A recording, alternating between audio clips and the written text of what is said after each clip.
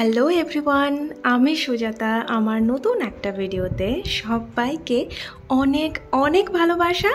আজ শনিবার আর এখন সকালে ব্রেকফাস্ট বানাবো, বাট আজকের ব্লগটা না একটু অন্যরকম। আজকে একটা আমাদের খুব প্রিয় জিনিসটার প্রিয় খাবারের রান্না করব, তো সেটা নিয়েই আজকের ব্লগ। তো চলুন আজকের ব্লগটা শুরু করি। আর এখন যাই ব্রেকফাস্ট বানাতে। খুবই সিম্পল একটা ব্রেকফাস্ট বানাচ্ছি আজকে। সেটা হলো বাটার দিয়ে ব্রেড, আর নিয়েছি কিছু ফল, অ্যাপেল, ফিগ যেটাকে আমরা ডুমুর বলি, তো সেটা শুকনো ডুমুর আমরা দোকান থেকে কিনে নিয়ে আসি। আর নিয়েছি বাটার। এখানে জার্মানিতে বাটারকে বলা হয় বুটার। আর করছি এগ পোচ। আর সকালে একটু চা না হলে কফি, কিছু একটা হলে তো ভালোই হয়। তাই আজকে আমরা করছি ব্ল্যাক কফি। বেশিরভাগই আমাদের হয় ব্ল্যাক কফি, না হলে গ্রিন টি, সেটাই হয়।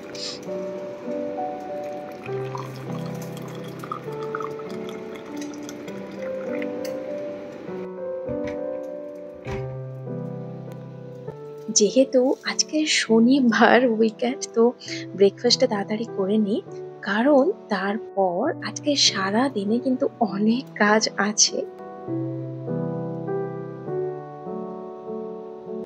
এই যে অনেক কাজের মধ্যে এই কাজটাও একটা প্রধান কাজ, সেটা হলো ইলিশ মাছ।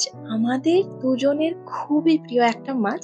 শুধুমাত্র আমাদের দুজনের নয়, বাঙালি মানেই আমার মনে হয় সবারই এটা খুবই পছন্দের একটা মাছ। তো এই মাছটার স্টোরি আছে একটা, সেটাই বলি। তো আমরা জার্মানিতে এসে জার্মানি আসার আগে যখন ইউকেতে থাকতাম, ভাবতাম যে স্কটল্যান্ডে তো আমরা ইলিশ মাছ পাচ্ছি, বাট জার্মানি গিয়ে পাবো কিনা জানি না। তো সেই নিয়েও একটা চিন্তায় ছিলাম। বাট যখন জার্মানিতে এসে আমরা একটা ইন্ডিয়ান স্টোরে যাই, সেখানে গিয়ে দেখলাম যে এই ইলিশ মাছ রয়েছে। বেশি নয়, 4 থেকে 5টা।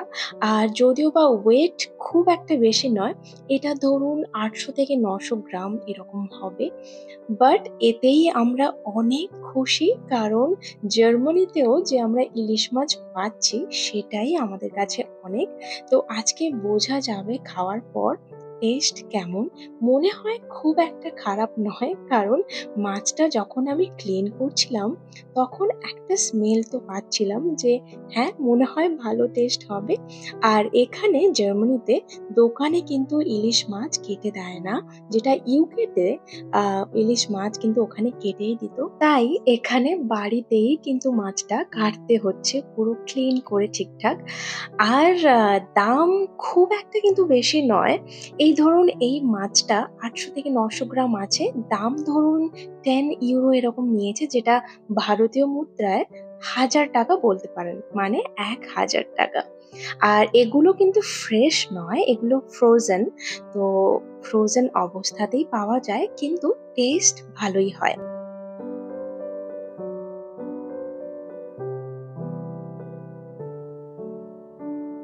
যেহেতু ছুরিতেই কিন্তু কাটতে হচ্ছে মাছটা, তাই আমার একটু টাইম লাগছে।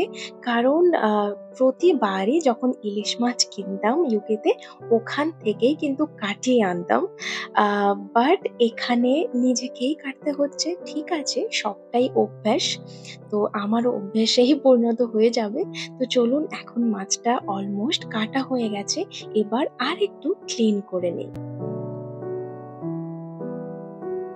মাছটা ফ্রোজেন হলেও কিন্তু অনেকটাই কিন্তু রক্ত ছিল। যখন আমি পরিষ্কার করছিলাম, যখন কাটছিলামও, তখন খুব ভালো করে বুঝতে পারছিলাম এই যে আমার কাটা হয়ে গেছে ইলিশ মাছ। মোটামুটি খুব একটা তো খারাপ কাটেনি মনে হচ্ছে। তো এখন যেহেতু আমরা দুজন, এই 4 পিস মাছ নিয়েই করবো সর্ষে ইলিশ। তাই একটু নুন আর হলুদ মাখিয়ে কিছুক্ষণ রাখবো।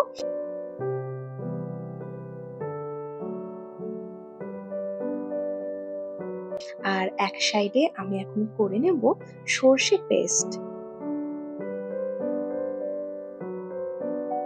এই মাছটা এমন ধরনের মাছ যাই বানাই না কেন সবকিছুই খেতে ভালো লাগে। গরম, গরম ইলিশ মাছের ভাজা, সর্ষে ইলিশ, ইলিশের ভাপা, দই ইলিশ, আ কালো জিরে দিয়ে, বেগুন দিয়ে ইলিশের পাতলা ঝোল, ইলিশের টক তেঁতুল দিয়ে টক মিষ্টি যেটা একটা টক হয় সেটাও আমাদের খুব প্রিয়।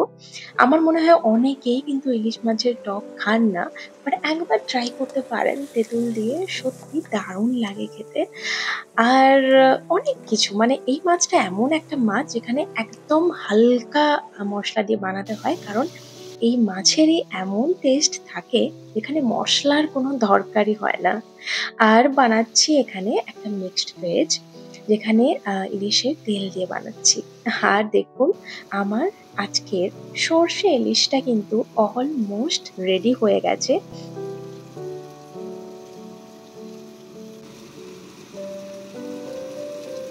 এখন দুপুর প্রায় ১:৩০ বেজে গেছে। লাঞ্চের একদম পারফেক্ট টাইম। হয়তো একটু দেরি হয়ে গেছে। তো চলুন আজকে লাঞ্চটা কিন্তু এখনই সেরে নিই। আর আজকে শনিবারের লাঞ্চটা কিন্তু একদম জমে যাবে। গরম ভাত, সাথে স্যালাড রয়েছে, আর রয়েছে ইলিশ, সর্ষে ইলিশ, আর রয়েছে মিক্সড ভেজ। তো চলুন আজকে আমরা এখন লাঞ্চটা সেরে নিই। তারপর বেরোবো, একটু কাজ আছে বিকেলে। তো আজকের ব্লগটা কিন্তু এখানেই শেষ করছি। আপনাদের যদি আজকের ব্লগটা ভালো লাগে অবশ্যই একটা লাইক, কমেন্ট, শেয়ার, সাবস্ক্রাইব করে দেবেন। সবাই খুব ভালো থাকবেন। আজকের জন্য টাটা।